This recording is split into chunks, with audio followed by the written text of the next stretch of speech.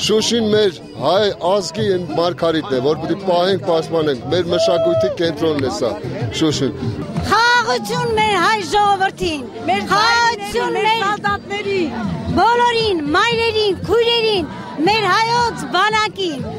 հաղթանակ, հաղթանակ, մինչև վերջ հաղթանակ։ Ակնկալիքներ ունենք, որ ավելի կբարգավաճենք, ավելի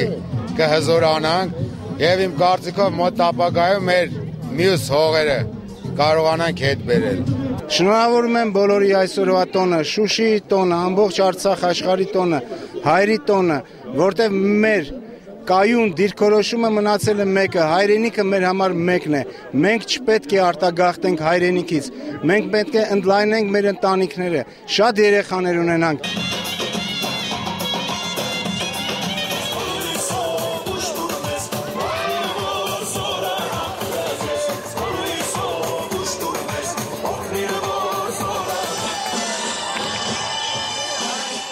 Շատ հիանալի ձեռքբերումներ կան, եթե այսպես քայլի Շուշին,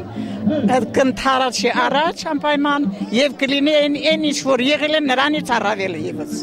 Ներկա ժամանակահատվածում օր-օրի գեղեցկանում ու շենանում է Շուշին։ Բնակչությունը առաջիկա 5 տարիներում կրկնապատկվի։ Մնացած հարցերը ինքնիսական կլուծում։ Շատ հպարտ եմ, որ մենք ունենք Արցախ, ազատ եւ անկախ։ Ոչ միայն Շուշին, ամբողջ Արցախին ու ամբողջ հայությանը աշխարհով մեկ սփռված մեր բոլոր հայ ժողովրդին միշտ տոնական տրամադրություն, խաղաղություն, մաքուր երկինք, վճիտ ու երջանիկ կյանք։